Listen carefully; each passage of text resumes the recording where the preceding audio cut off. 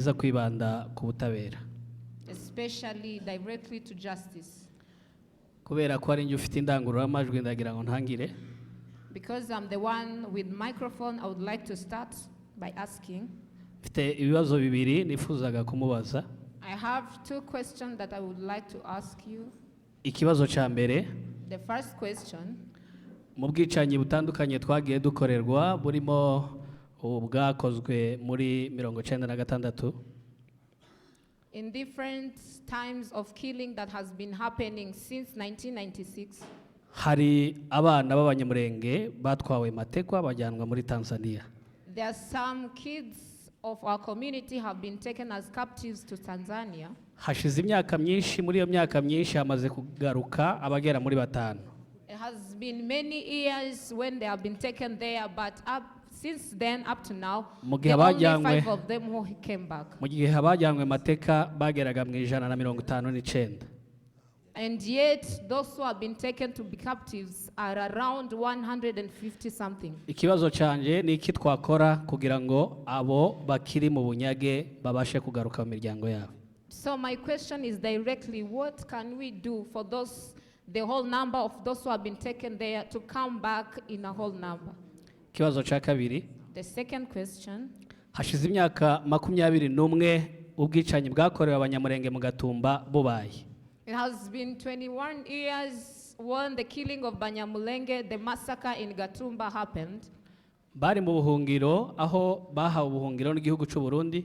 They were in refuge where they have been provided refuge with Burundi government. UN yari hari nk'iyari bafite mu nshingano. The UNHCR, those who seems to be in charge of them. Leta ya Kongo irahari nka nyiri baturage. The government of DRC Congo as the leaders in charge. Kugeza kuri uyu munsi nta butabera buraboneka ku baturage bacu bapfuye. Up to now, there's no yet justice to those who have been killed. Nk'umunyamategeko mutekereza yuko ari yihe mpamvu ubwo butabera bwaba butaraboneka mu gihe nyuma y'ubwicanyi hari abiyemereye bonyine bigamba yuko bari mu bakoze ubwo bwicanyi, barimo uwitwa Pasteur Habimana wari umuvugizi wa FNL na Agathon Rwasa.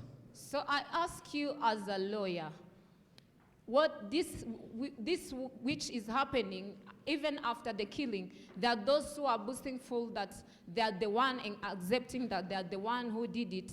The participators who participated in the killing of the massacre in Gatumba, among them there are Agathon Rwasa. Agathon Rwasa, among them. They are there accepting that they are the one who participated in the killing of our own people, and yet there's nothing is happening.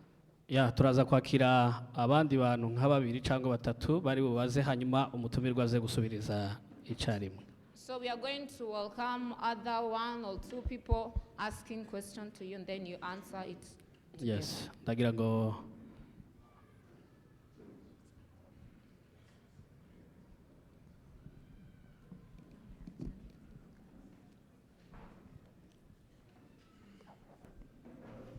Dr. Karibu. So welcome, Doctor. Asante kwa mnenaji wetu.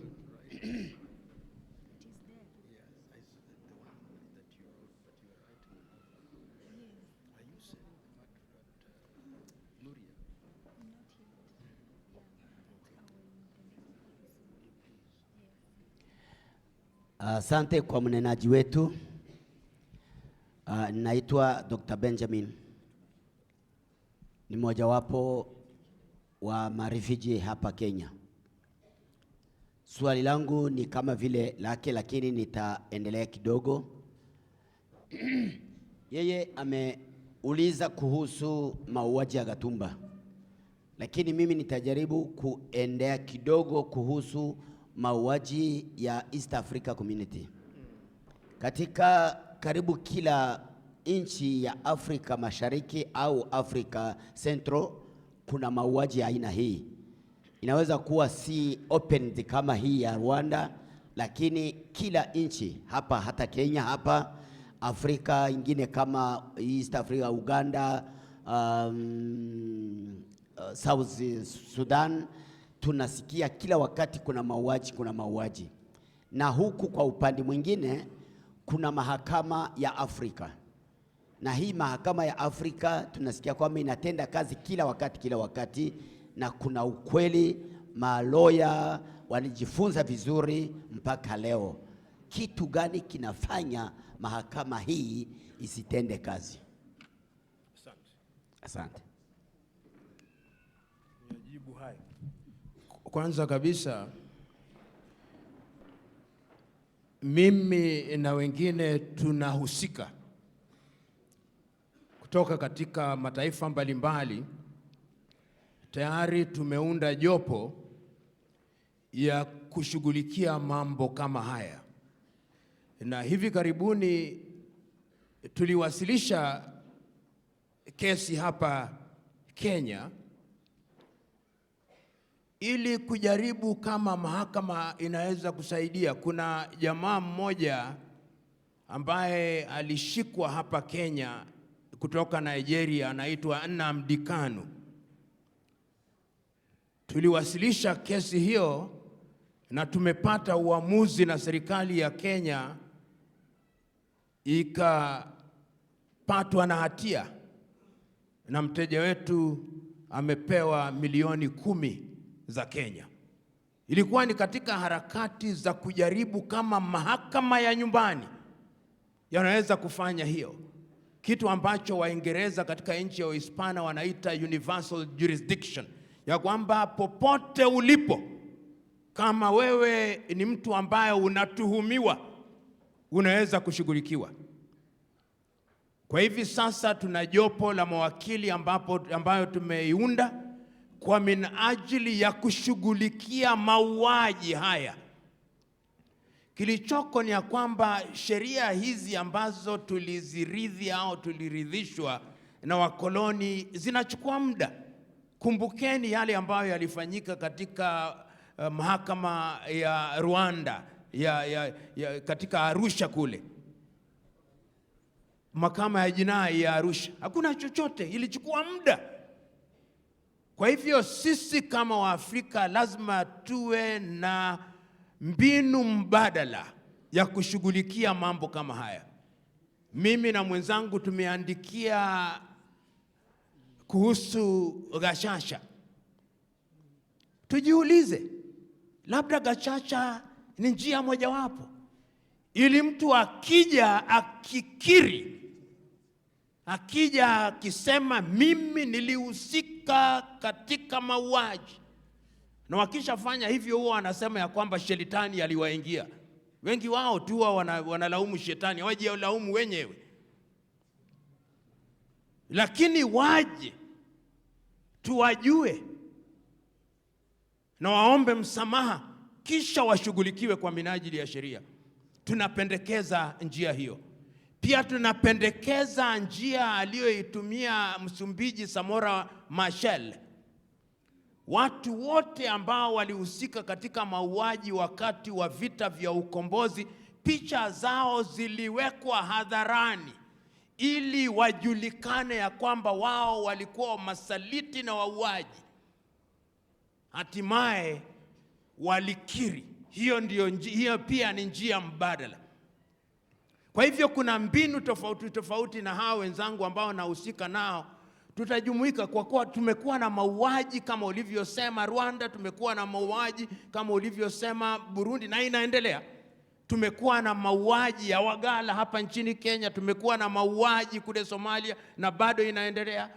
Tumekuwa na mauaji ya Luero kule Uganda na bado inaendelea. Kile ambacho tunafanya kwa taasisi hizi ambazo zimeundwa na Waafrika kama Umoja wa Afrika zinafadhiliwa na wazungu. Kwa hivyo haviwezi kufanya kazi ambazo zinamfaidi Mwafrika.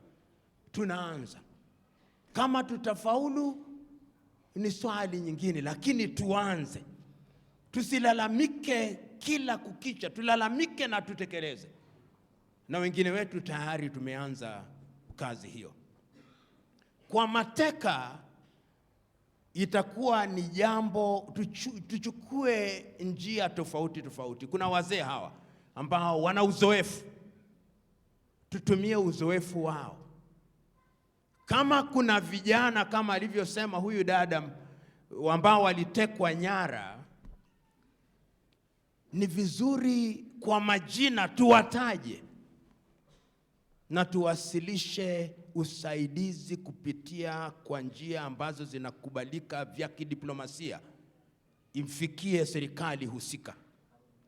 Kila njia lazima ifuatwe, ili tukiwa na kumbukizi kama hapa, viongozi wanatangaza ya kwamba tulipokutana mwaka jana tulikubaliana ya kwamba tutachukua hatua hii na ile, na mpaka sasa tumefika hapa. Iwe ni hivyo, na Umoja wa Mataifa pia iwe ni hivyo. Mahakama ya Arusha ambayo ilibuniwa kwa mujibu ya tamko la Malabo, Equatorial Guinea, mwaka jana kabla ya uchaguzi wa mwenyekiti wa Afrika, niliwasilisha kesi kwa niaba ya jamaa mmoja kutoka Nigeria.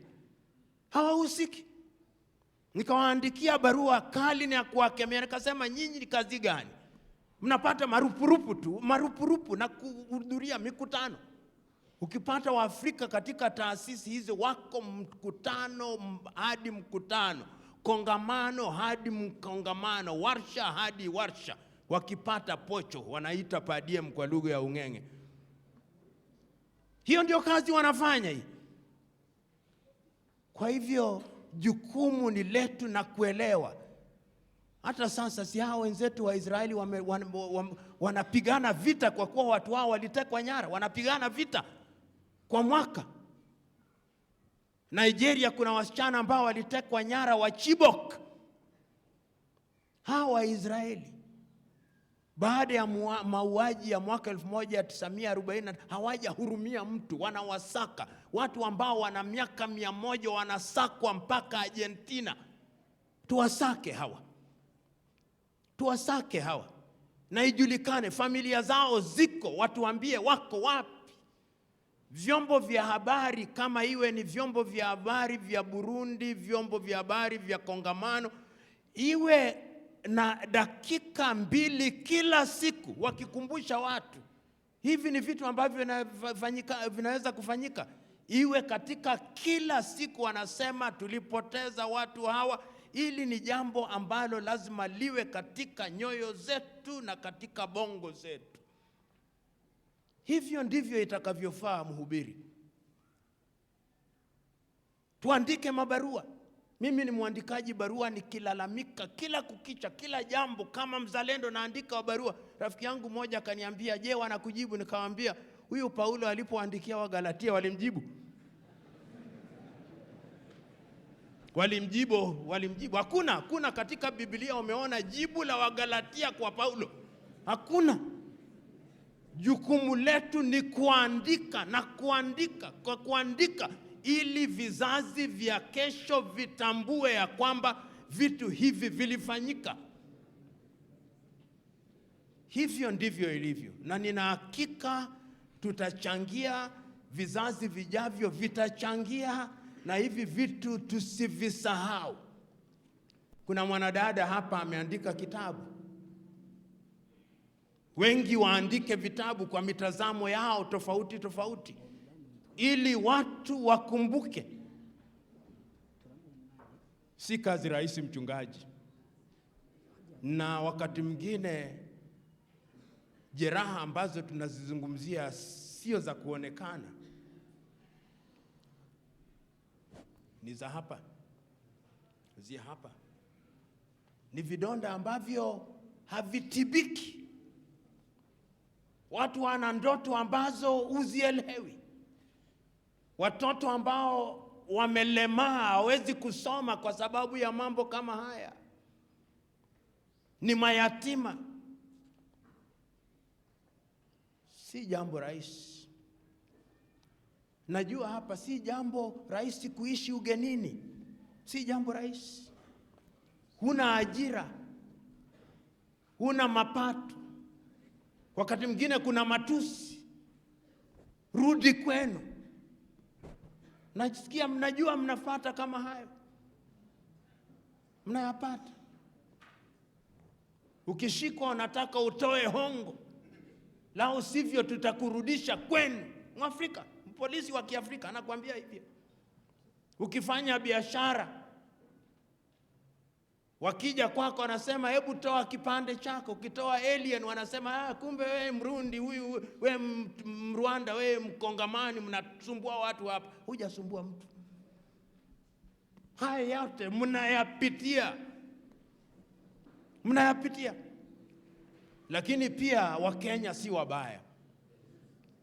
Kwa wastani nchi ya Kenya kwa kiasi kikubwa imekuwa ni kimbilio kwa wengi.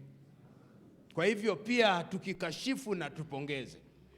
Wachache ambao wanafanya vitu ambavyo havifai lazima wakemewe. Hata huko Ahera si shetani alileta tabu, na ndio kwa Mungu akaleta vita kali tu. Hata hapa tuna Wakenya wazuri wengi ni wazuri. Wakenya wengi wazuri. Lakini wachache ambao wanafanya vitu ambavyo havifai tunawakemea. Na sasa najua kuna hii nanio wanafanya kwamba watu ambao walikuwa katika kambi za wakimbizi waingizwe katika jamii. Wengine wanateta na husika katika jambo hilo. Lakini lazima watu wafundishwe ili waelewe ya kwamba kuingia kwa, umejua wenzetu wa Kongamani ni watu ambao ni waajabu sana. Wanafanya kazi nzuri tu katika vitu tofauti. Na wakifanya ubia na Wakenya na Watanzania, basi Afrika itaendelea. Na hili ni jambo ambalo lazima lizungumziwe. Na ninafurahi ya kwamba wenzetu wa KTN angalau wamekuja hapa kwa minajili ya kusambaza. Sasa kile ambacho kitafanya kwamba wawape interview. Kwa kuwa ukiwauliza wanafunzi 10 wa Kenya barabarani wakuambie Gatumba mauaji, hawajui. Kama wangejua labda wangefikiria tofauti sana. Kwa hivyo lazima waelezwe, wajue ya kwamba mmekuja huku ugenini kwa sababu ya usumbufu. Na nani anasema ya kwamba wewe Mkenya, wewe Mtanzania huwezi kujipata katika hali hiyo? Kwa kuwa Swahili wanasema mwenzako akinyolewa na kichwa chako kitie maji. So thank you to the young lady. I think I've already said I'm part of a legal group in Africa that is already putting together some of these cases. We are working on Cameroon. We are working on Central African Republic. We are working on Eastern Congo. We are working on South Sudan. We are working on Rwanda. And the whole idea is to ensure that these individuals are brought to book. And the reason is because of the weak institutions in Africa. Even as we talk about their weakness, we try them. And I can say for myself that I have tried to bring cases in all these forums just as a way of testing their strength, and in that way, so that when I come out and complain, and I tell them, but I came before you, and this is what you told me. In the African Court on Human Rights, they told me, we have no jurisdiction. And yet I said, the question of jurisdiction is not you, the administrator, to tell me, I want to appear before the court to argue it. They don't want that. But let us not give up. Fortune favors those who are strong, and it will be well with us.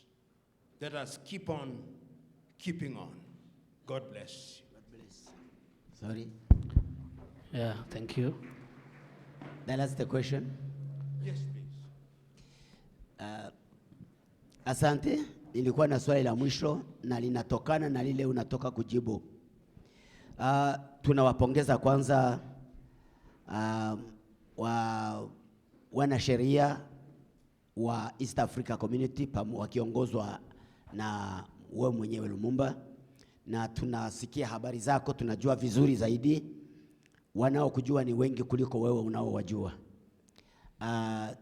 Jitihada ya kwanza mlioianza ni nzuri kabisa na tunaipongeza, lakini shida ni kwamba ni ninyi wanaohusika na sheria mnaojiweka pamoja. Lakini sasa itawezekanaje au ni hatua gani mmeichukua? Kwa sababu hata ukiwa ni hakimu, lakini kuna viongozi wa nchi. Hawa viongozi wa nchi ndio wana uwezo wowote wa kukubali au wasipokubali. Mikataba au mikakati gani mlioichukua kuwasiliana na viongozi wa nchi ili muweze kupatana, muwe na neno moja, ili muweze kufaulu katika njia zenu za mahakama? Asante. Mimi kwa kadri ya uwezo wangu silaumu watu, nafanya. Punde tu alipoingia madarakani ndugu Yusuf ambaye ni mwenyekiti, nimemwandikia barua ndefu tu, utaiona nikiorodhesha vita vyote ambavyo vinaendelea katika bara la Afrika. Barua hiyo yangu imewasilishwa kwa kila rais na waziri mkuu katika bara la Afrika. Nimepata majibu kutoka marais 5, sitawataja. Na kuna marais wazuri tu, ingawa ni wachache katika bara la Afrika, tayari wameanza kuchukua hatua na kusema ya kwamba tuna jukumu la kuhakikisha kwamba matatizo haya yameshughulikiwa. Ni wachache, lakini wameanza. Na wacha wengine wao wapitie uchaguzi, wameniambia wakichaguliwa tena na watachaguliwa ninavyoona wakichaguliwa tena, wamesema sasa watajitokeza ili jambo hili lishughulikiwe. Ndiyo maana tumejipanga, ndiyo maana tunajipanga. Umejua, tusipojipanga, isiwa tunateta tu na kusema mengi bila kujipanga, basi wanasema kusanyeni ushahidi, na tunafanya hivyo.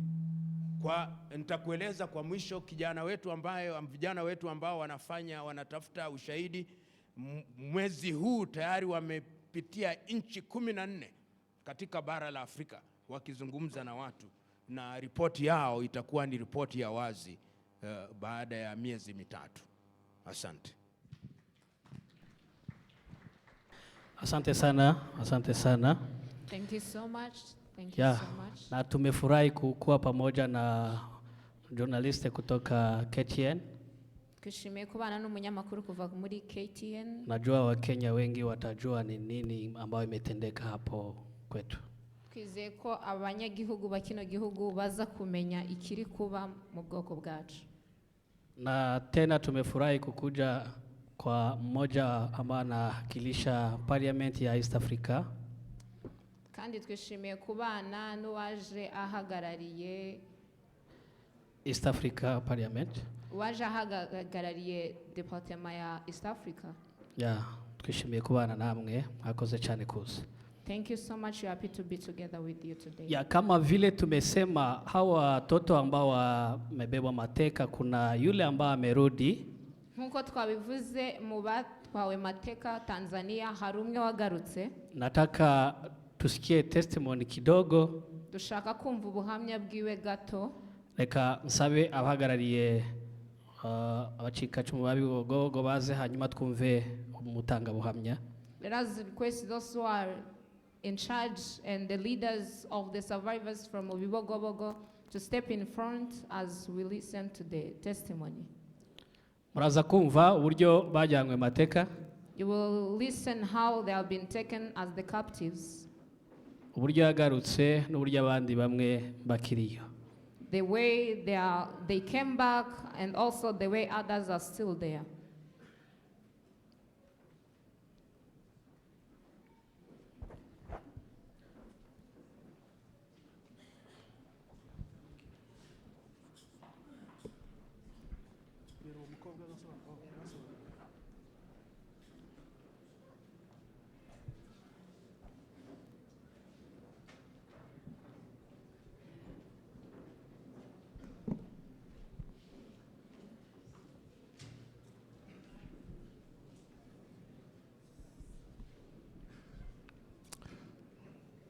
bayobozi bayoboye igihugu kiducumbikiye ca Kenya, leaders that are leading us in this country of Kenya, banyakubahwa bayobozi bakorera amashirahamwe yaba ya leta cyangwa yikorera, all those who are doing in different organizations, privately and they self-owned, banyakubahwa bayobozi bakorera bayoboye amatorero, all the leaders that are leading different churches, banyakubahwa bayobozi bayoboye impunzi muri Kenya, the leaders that are leading the refugees in Kenya, namwe mwese bayobozi muteraniye hano turabasuhuje. and all honorable guests that are here, we greet you. Tunabashimira kuba mwaje kudufata mu mugongo. We thank you for coming and consoling us. Kubabona kwanyu biraduhumuriza, Seeing you comforts us. tukongera tukagira icizere cyo kubaho kubera ibyatubayeho. It brings us hope for all the things that have happened to us. Mutwemerere tubagezeho ku ncamake amakuru Please accept us as we give you this summary yatumye abanyamurenge bari batuye mu karere ka Bibogobogo bicwa. that gives the information of the Banyamulenge that were killed in Bibogobogo. Abanyamurenge bari batuye mu karere ka Bibogobogo ni Kabera, The Banyamulenge that were living in Bibogobogo in Kabera, bishwe urupfu rubi rw'agashinyaguro they were killed in a merciless way kubera politike mbi yari hari ya Mobutu y'ubutegetsi bwa Mobutu ico gihe. because of the political issues that was there during the reign of Mobutu. Hari ku itariki ya 19 y'ukwezi kw'icenda It was on 19th September 1996 in 1966. kuwa gatatu saa 4 za mu gitondo. It was on a Wednesday.